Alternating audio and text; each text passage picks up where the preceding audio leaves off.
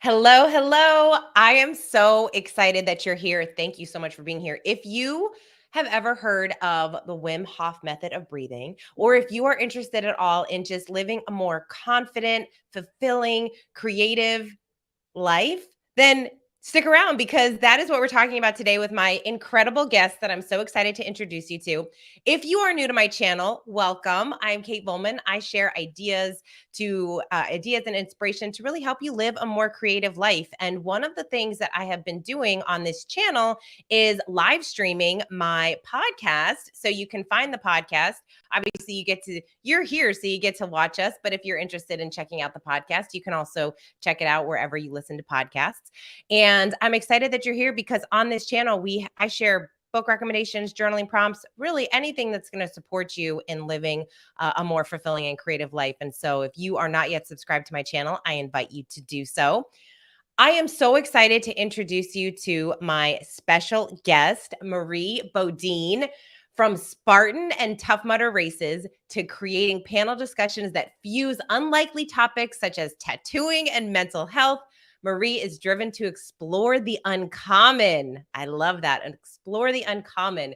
Through practicing and teaching the Wim Hof Method principles, Marie influences others to heighten their creativity, elevate productivity, delete stress, and develop unshakable inner peace. Marie currently teaches breath and meditation classes in Toronto, Canada, and throughout North America. And her workshops and public speaking events provide participants with lifelong skills that create confidence, increase physical and mental resilience, while deepening self-respect. So please join me in welcoming my guest, Marie Bodine. Hello, Marie. Hey, Kate, it's so great to see you. It's so wonderful to be here. Thank you so much for having me on your episode today. I am so excited we're doing this because we have been talking about getting together and having this conversation for months. So we're making it happen. I know. I love talking to you back and forth too because you always have something going on. I love your shows. I love your posts. I met you on Clubhouse. We were just talking before this episode aired, and I was saying that you were the first person I was following on Clubhouse all the way back. Oh, I think maybe about a year and a half ago, and you were in this beautiful Yeah. room, and I just thought, "Wow, if this is my first experience of Clubhouse and Kate, I'm gonna have a really great I'm gonna have a really great lockdown," and it totally happened. Yeah, I had a great year, so thank you for being a part of that.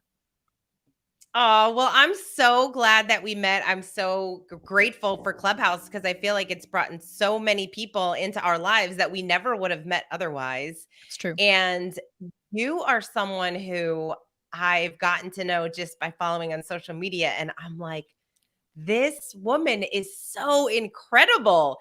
You have this calming peace about you, I feel like you are collaborative, you're very non-judgy, I want what's best for everyone and I want more peace in the world. You just have this very calming peacefulness about you.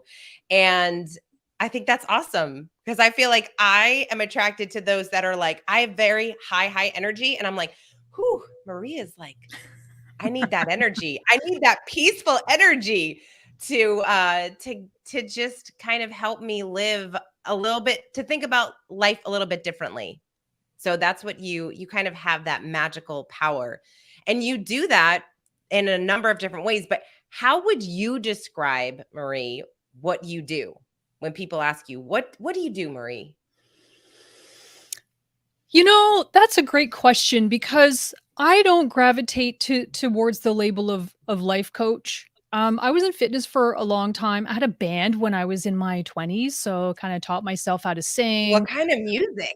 It was roots rock, blues and jazz. Yeah, in the city when you could go to live clubs and actually see a band live. I don't know about what city are you in right now actually? Where do you live? West Palm Beach in South Florida. Yeah, so in Toronto, the music scene was very, very big in the 80s. In the 90s, it started to change a little bit. And now live music is very, very hard to come by in this city. So at least I had the pleasure of having that experience when I was younger. And it was, the late nights were difficult, but it was fun. it was fun, and it really taught me a lot. It taught me a lot about learning how to communicate with different people. And sometimes my goals and my wishes and my dreams weren't the goals and wishes and dreams of the club owners, if you get what I'm saying. Like, they need to make money, Mhm. they need to fill the room. And obviously, people, when they're singing, they care less about that sometimes, because they care about just getting in front of people and building a following. Or, you know, they don't teach a lot of, they're starting to now, business practices in school with music, because music is a business also. It's an art form, but it's Yeah. also a business. So it's interesting. And you know what? That really kind of helped me understand what it's like to get on stage and to speak in front of a group of people. And then when I got into fitness, it helped layer onto, for me, helping get more meaningful ideas across as I developed as a person. So after that happened, um, yeah, I mean, I was just doing other things, and always being curious about how to do things differently. I had a very colorful life. I had a very interesting non-traditional life. I was on my own since I was very young, and I really I don't feel I was prepared for adulthood. In fact, I think I'm still learning how to be an adult still. I can put my pants Aren't we on by all? myself, and I can kinda pay bills and all that, but, there's nuances. I mean, there's ways to finesse life that I think is an art form, and I'm happy to learn that. And through some of the things that I facilitate, I've decided to label myself as an inner peace coach as opposed to a life coach, because I really am very interested in helping people live calm, happy lives, regardless about how messed up their lives might be. If they can find peace in moments, then we're moving forward. So my strength is peace. My strength isn't life coaching, because there's other aspects of my life that I don't feel like I have together. So I can't teach that forward, but I definitely know how to get calm. And I love to teach people how to do that too, because to me, it's an absolute superpower, especially now. I think there's a lot of people that are just completely losing their minds, and rightfully so. But we have to really put it in perspective, and keep it in pace. Yeah. So, oh my gosh, yes. How do you get into peace? It's just that is I feel like that is one of the I mean, right now we live in this world where everyone is just go, go, go. Everyone feels anxious and stressed and they have all of these things to do. And we've lost sight oftentimes of what's really important that we should be focusing on versus all of these other things that we shouldn't. And when you think about peace, I mean, oh my gosh, everybody wants peace, but most aren't strategically going about achieving that in their life. So how do you create that kind of peace in your life? Okay, so let's roll it back a little bit. So when you said everyone's go go go, is that you or your listeners? Let's get a little bit more specific about this, because we go back to Clubhouse, we go back a little bit, and I really want to get down to the some of the roots of this, so people can really understand that this is accessible to them, because there are some people that might be doing exactly what you're describing, and there might be other people that maybe aren't structured enough to know how to go go go all the time. They're not really sure, and they're still unhappy. So are we Mm. talking about you, or are we talking about someone specific? I want to know. Okay, so I guess that is how I will share my experience because I can't speak for anyone else. I will share my experience and some of those that I am closely connected to that we have these conversations. So we were chatting a little bit earlier where I said all of a lot of very driven type A. I mean, I happen to run a coaching company, so a lot of our clients are very type A driven people. And I see this in them. It's the go, go, go. They never really sit down and stop. In fact, if I ask them to, I should take my own advice, right? When I ask them to sit down and be more at peace and calm and journal and all that, you should see their faces. They look like I just asked them to give me their firstborn child or something. It's crazy. So I know, but I'll speak for me, and there obviously I know people that are in that same boat. But you're right, I shouldn't speak in that blanket term of everyone else's experience. You're just so great. Listen, I pulled that out of you. So if you don't know, like, today's going to be a little bit more about me coaxing some things out of maybe you and other people, and I'm a straight shooter. So here's the thing. That's right. We love it. We could call it A-listers. Or us A-listers, because I was thinking about something else. We could call it A-type. We could, because I was just going to say, I dated someone who what all he dealt with was A-listers. He drove a private transportation company, flew planes. He was very driven. For the first 7 years of his career, he slept in his car to get his business going. Driven, driven, driven. This person knew what they wanted, and they went after it. And they were abjectly afraid of losing their business. But they were very successful too. So we all sort of have this kind of advanced worry. And sometimes when we have advanced worry that's strong enough, we have trouble staying in the present moment because we feel like we've got to manage the future all the time. You could call it controlling, but you could also call it fear-based behavior and maybe lack of trust in our skills or ourselves, because we already know that we can't control the environment around us. We can't control the future, but we can control our perception or how we feel about something. But if we're not in the present moment, we actually don't think at all about that. Doesn't even come into our field of awareness. So then we're always looking outward to try and fix something that's really happening inside. So I love driven people. It's very, very important that we're driven. However, if you asked a part of your body that wasn't your head, because we're not exclusively residents of just here, like we've got an entire body. So if you asked your heart or your liver or your lymph system or your colon, how hard do they want to work? And how many hours do they want to stay up? And have you ever said, "Oh, I don't need water right now," or "I don't need to go to the bathroom"? Really? So what part of your body would disagree with that? Now that gets uncomfortable.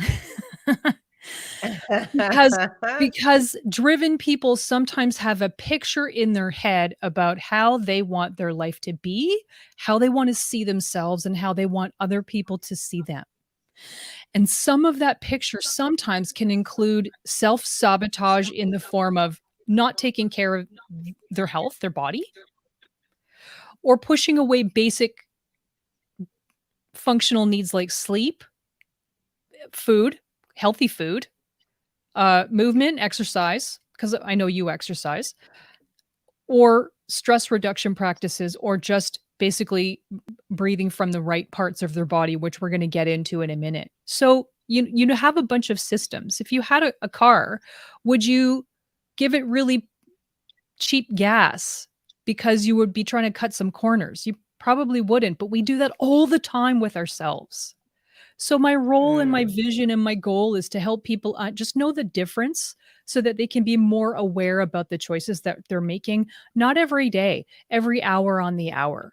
Because how I conduct my day with peace is hourly. I don't have a life vision. I have a vision for my day, and I have a vision for pretty much every hour that I live. I can't see 5, 20 years down the road. I don't want to know really what I'm going to be doing in 20 years because A, that's boring, and B, like I can wait to get there. But also I have a lot of control over what I think and what I do today. And so everything that I do today is going to make that 20 years from now anyway. So that's really what I'm more interested in.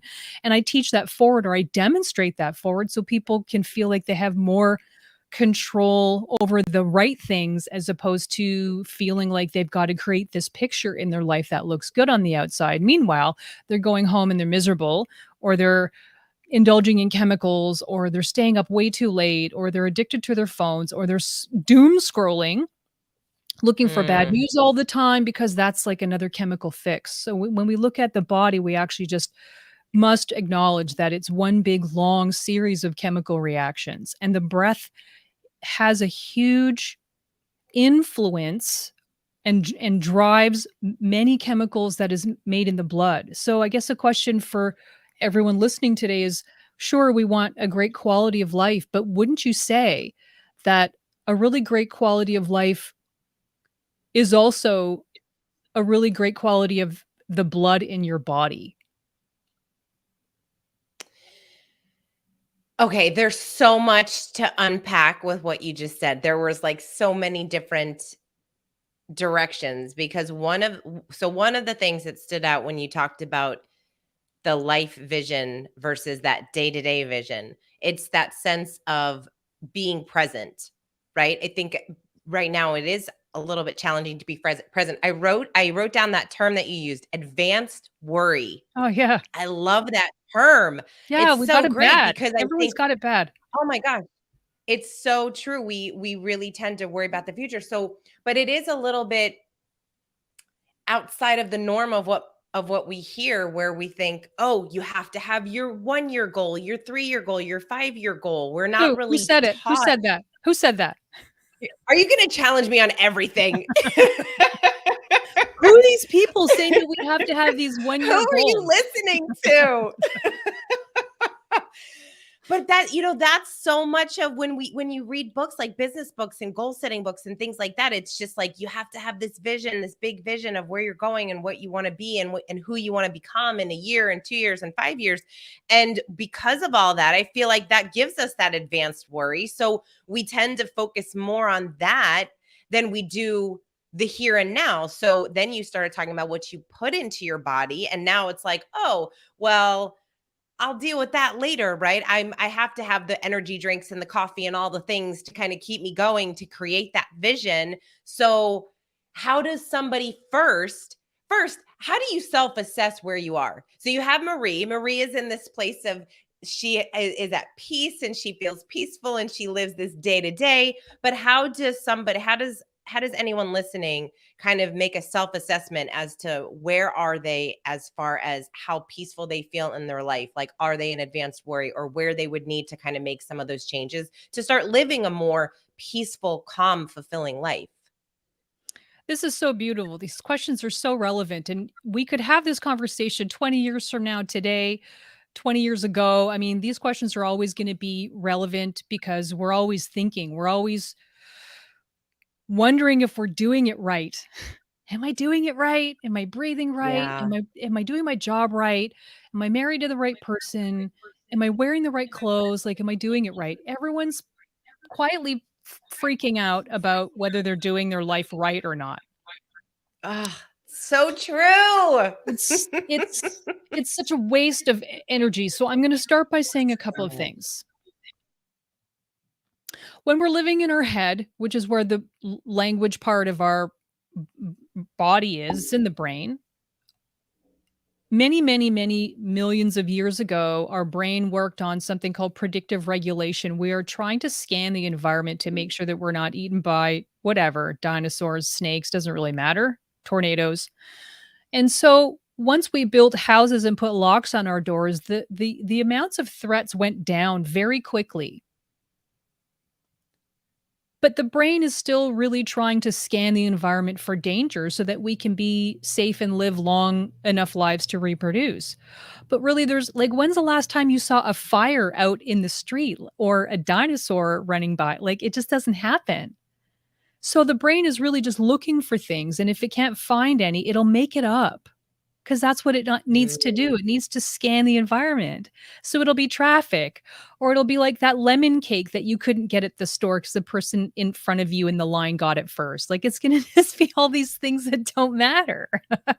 so, so that's a problem, because now we're chewing up energy, life force, glucose, brain energy, electricity, all those things that make up the body, channeling it to things that actually don't bring us joy and won't matter in 5 years, and actually don't make any sense either.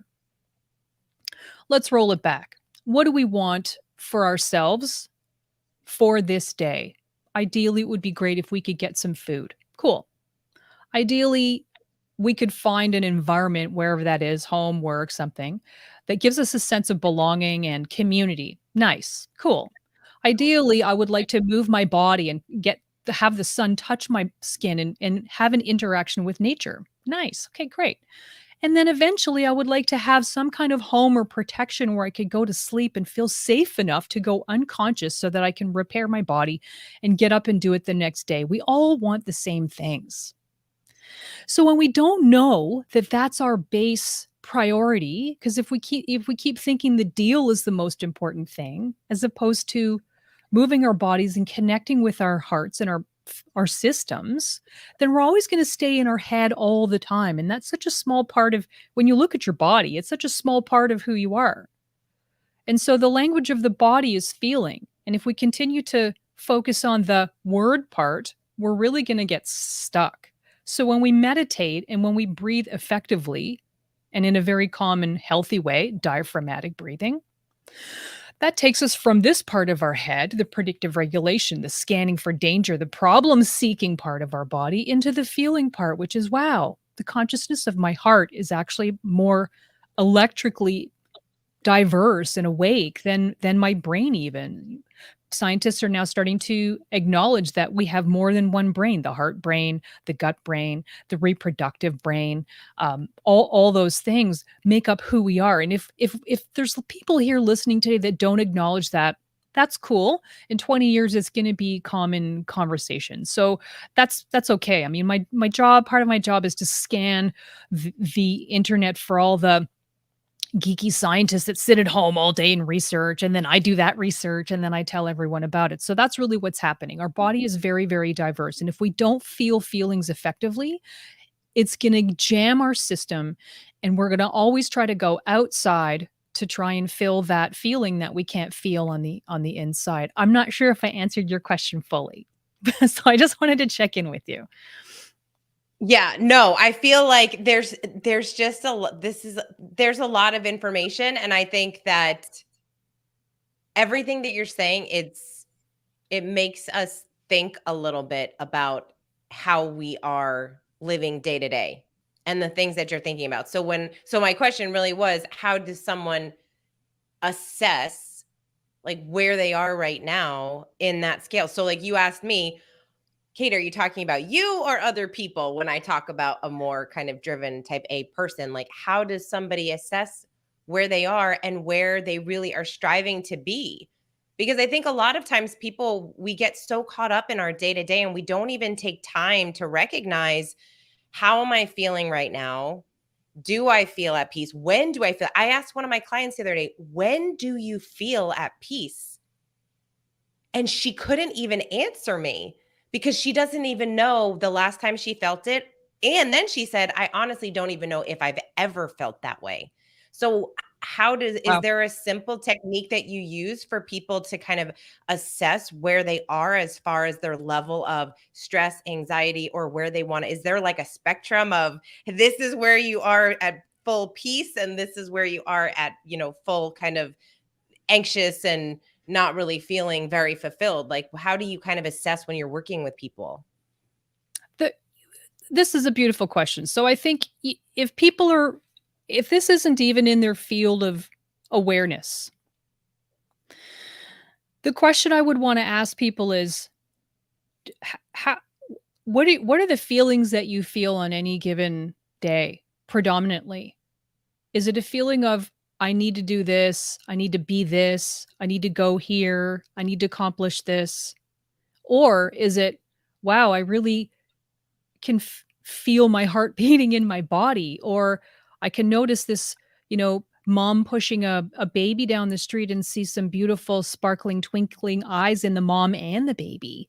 Wow, look at this leaf, or look at this bird flying by. Oh, wow, I haven't listened to birds chirping in a while. That's fun.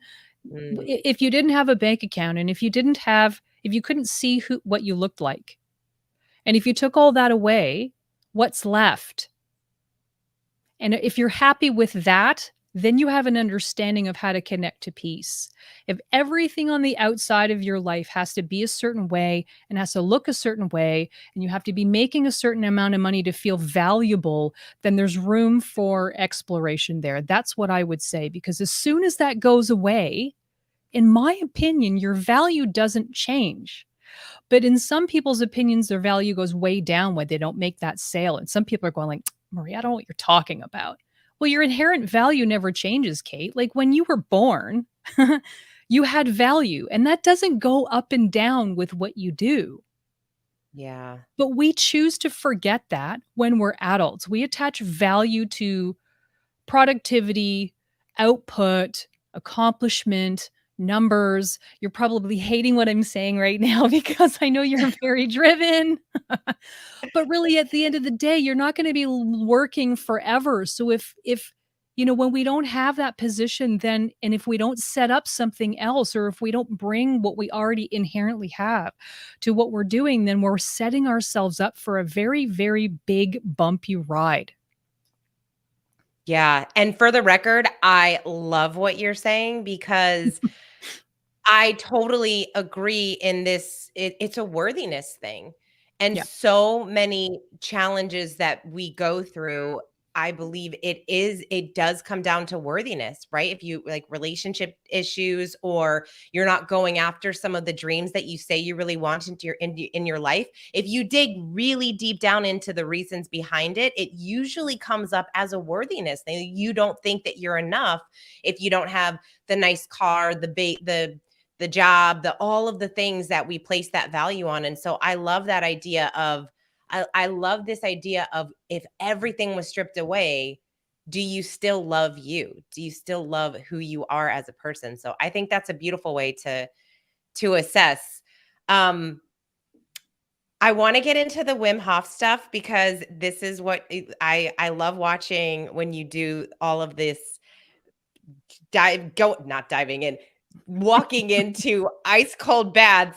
I'm so fascinated with the Wim Hof Method. I learned about it a few years ago. And then when you and I connected, I was so fascinated because I didn't know that you could actually become like certified in this breath work. And you and I were going to, we are one day we are going to be together physically and Yep. in an ice bath together. Yep. But talk about the techniques of Wim Hof and how they help people with, I mean, if you don't know Wim Hof, if people that are listening don't know, it's an incredible story, but how do you use the method to just gain some more self-awareness? You talked about increasing physical and mental resilience, increasing creativity. How does that kind of breath work help you in all areas of your life?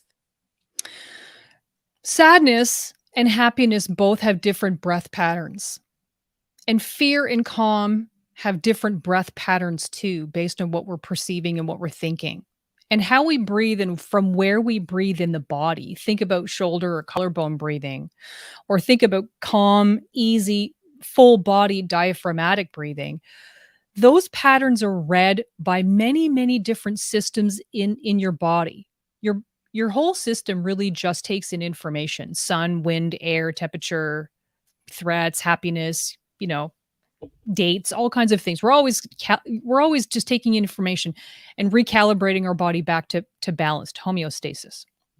So when we're breathing a certain way, it's sending specific messages for the body to make chemicals and the electromagnetic system in the body to fire specific ways, because that we have different brain waves when we're awake and when we're asleep. Most people know that there's different brain waves that are more predominant when we're sleeping than when we're awake. And we know through brain scans that we can measure the waves in the body outside of the head. So we know that we're projecting many, many different brain waves all the time, and that human beings can pick that up. If you don't know what the torus field is, I'll get people to, we'll put that in the show notes later. We'll help you set up and learn a little bit more about how the field impacts other people's behavior and our own health.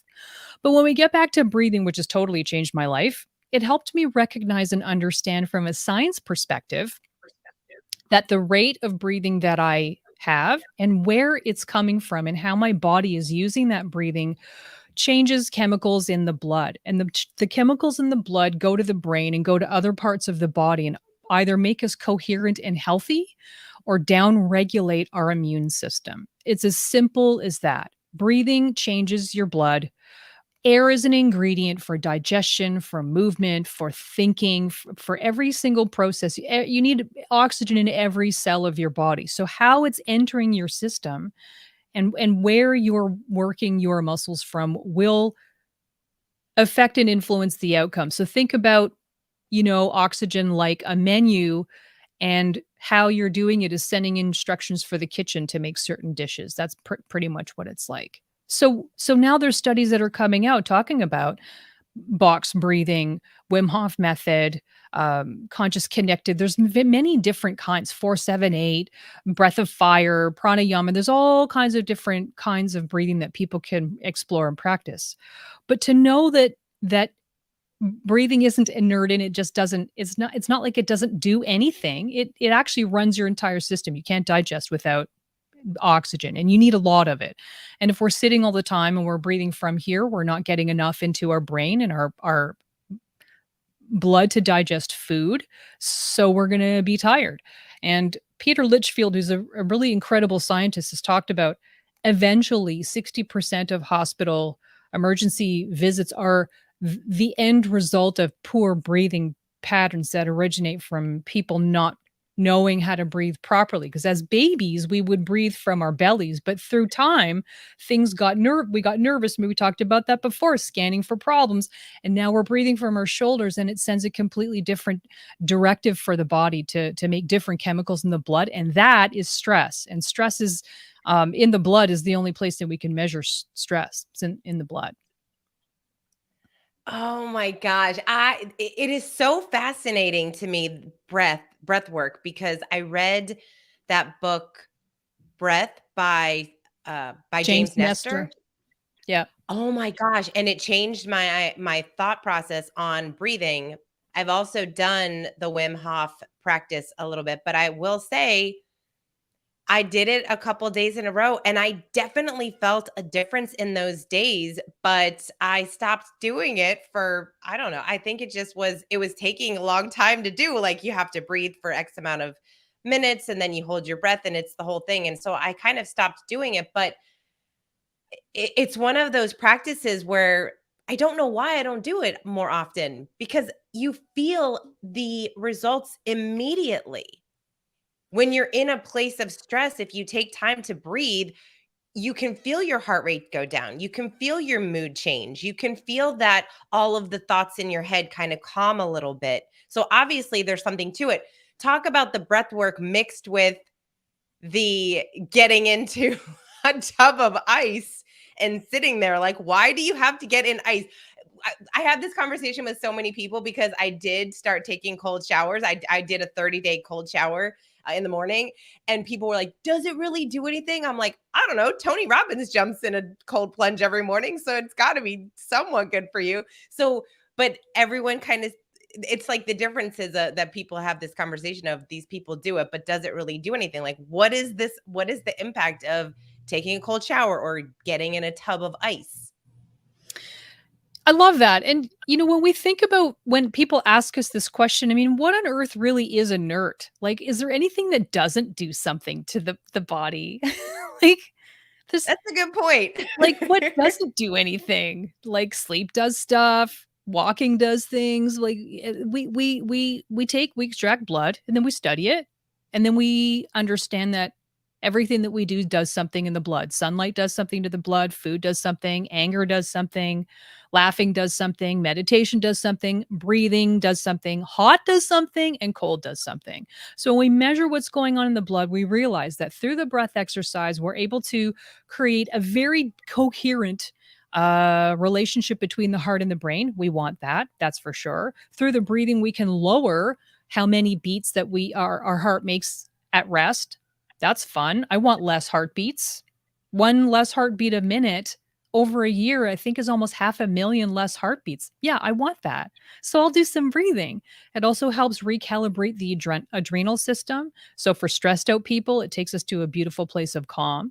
It changes the relationship between the enteric part of our body, which is the digestive part, and our brain. That's good.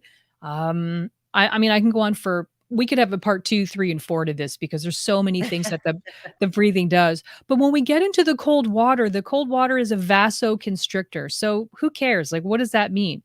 It means that the cold water is like weights for your veins. All 180,000 kilometers, however long we have of capillaries, veins, and arteries, are getting squeezed and relaxed and contracted because we have muscle fibers in all of our tissues, like the digestive tract that contracts, that's muscular. Our veins are muscular too. We have cardiac muscle tissue in our heart, and we also have skeletal muscle tissue. So when we know that cold water is a constrictor, we're able to tone the vascular system in ways that other methods or other activities can't quite get us there. Of course, it helps recalibrate our stress response. Of course, it helps with hormesis, which means short bouts of acute stress brings us more resilience.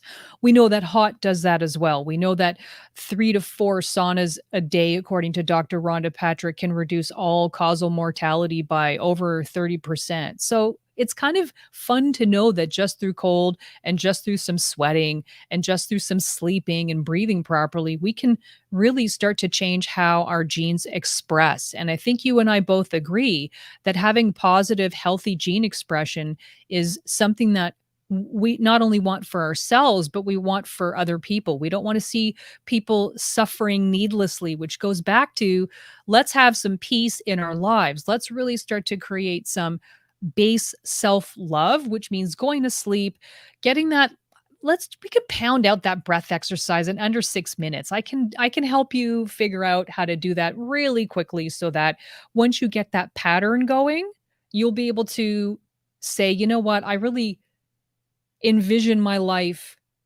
in a way that means that giving my body and my cells and my heart some additional air in the morning makes sense long term. There's very easy ways to be able to break this down. By the way, wimhofmethod.com, you'll be able to find my instructor page there, Marie Bodine, Wim Hof Method, but also the app. There's an app that you can get, the Wim Hof Method app, that has beautiful podcasts and all kinds of practices to help support timers for the cold water, breath exercises. You can follow along. You can be led through breathing. And, don't we all want to feel better? Because 5 minutes of intense anger can create down regulating chemicals in your body that support illness for 5 to 6 hours. So how often what does your breath practice look like, Marie? How many times a day are you doing it? What are you recognizing? What are you noticing throughout your day? So box breathing is fun because you can do that anywhere and it's good for any sort of health. Anyone that has a health condition or any minor can do box breathing. Sometimes we call it pizza breathing. Sometimes we call it smell the hot chocolate or smell the flowers. We try to make it fun. I don't know what box breathing is. Box breathing's I don't know what that amazing. is.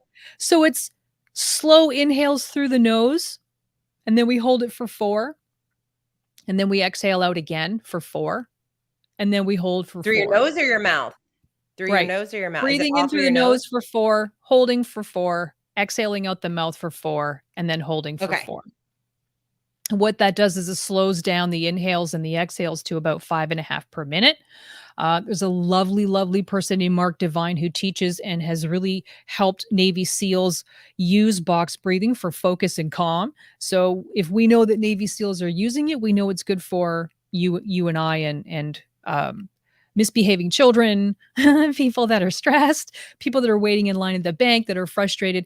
Anyone can do box breathing. So sometimes I put that in my day to just recalibrate my heart rate variability, which just means that I'm calm and I'm in the present moment. So then Wim Hof Method breathing, maybe once a day. Cold shower, ideally anyone, you could do it maybe 3 to 5 times a week. And an ice bath, less often. I still don't do it as much as other instructors, really. I spend more time doing hand and foot training. I train my hand and feet separately. I find the vascular system has separate systems for hands and feet, so it's kind of one of my favorite things.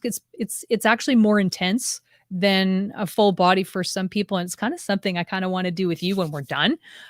Because I know that it's approachable and it's easy and it takes less time. You just get a little bowl or a dish pan. You just throw in 2 trays of ice, do your, breathing before, and then you just really get in there. You get in the present moment, and your body is healthier. I mean, what other kind of breath practice can you adopt that would help you feel good, help get rid of help get rid of stress, doesn't have a prescription. You don't have to go to a dispensary or a dealer and you don't get a hangover the next day. I mean, it's a win-win-win. So win-win-win.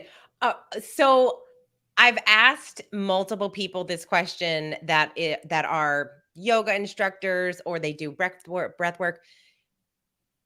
When it comes to breathing in your nose and out your mouth, like what is the right way? See, I'm doing it. What is the right way, Marie? What is the right way to breathe it? Because is it better to breathe in through your nose, out through your nose, in through your nose, out through your mouth? Like what is the right way to breathe, especially when you're doing if you're doing anything with getting an ice bath or doing yoga? Is there like a common practice?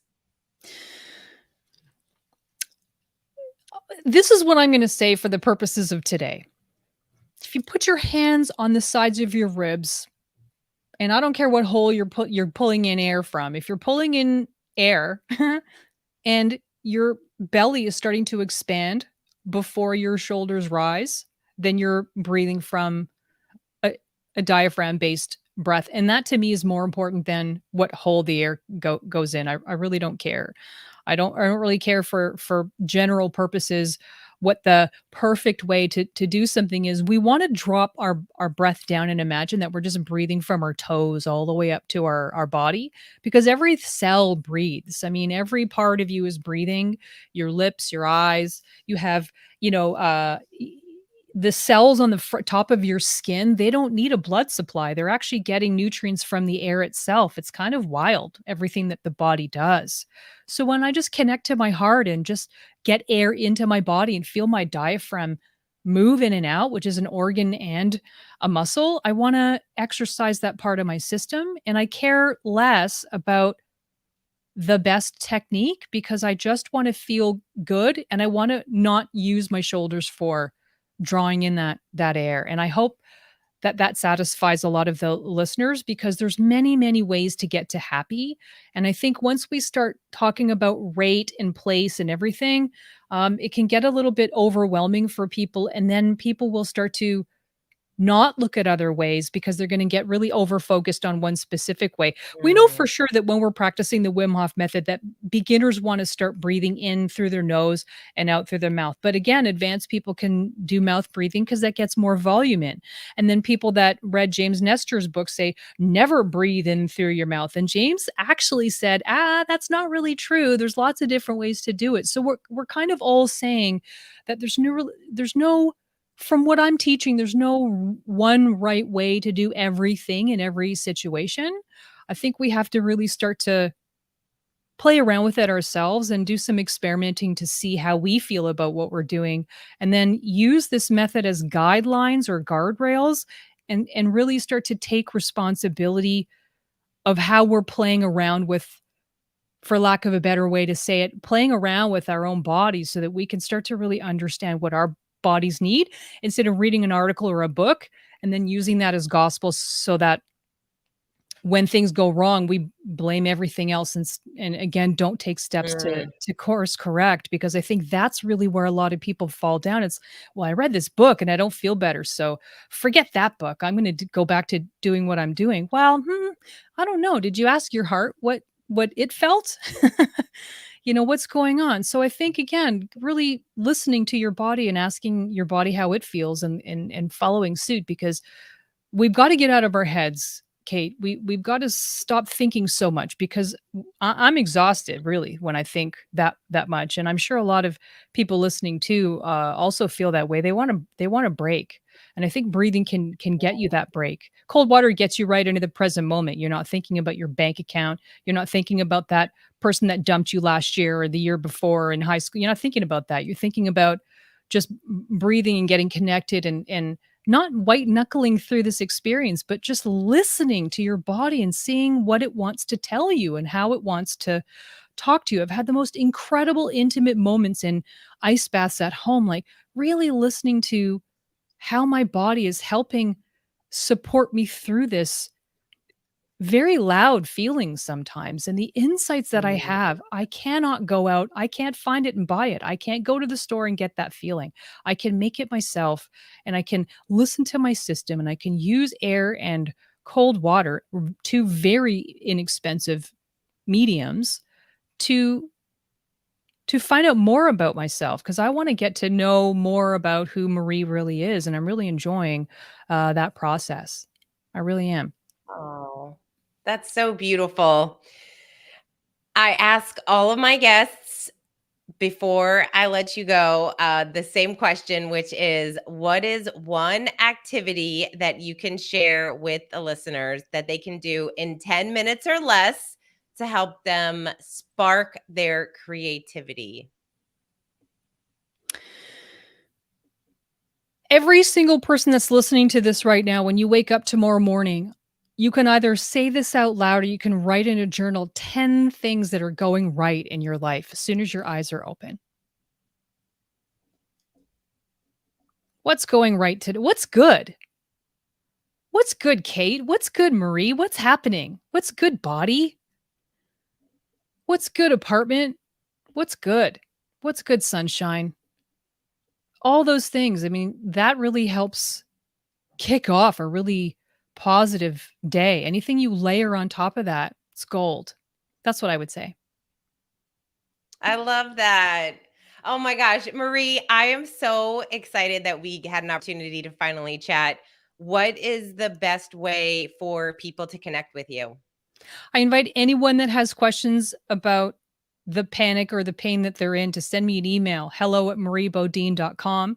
I've got some courses there. We're launching. We're almost complete with this new inner peace portal. It's a monthly membership where you get downloads of meditations, my voice, calm exercises. Some of them are breathing, some of them are meditation. And then every month we jump online and we do a breath of meditation session together on Zoom. Together every month. It's really fun. And then again, there's always one-on-one coaching. I do a lot of things online too. So if you have questions or if you need links or if you're not sure what to do next, or if you have a goal in your life and you're not sure how to get there, I want to hear from you and I want to know what's going on in your life so I can help you figure that out and get closer to happiness and calm instantly because it really takes a minute. It doesn't take long.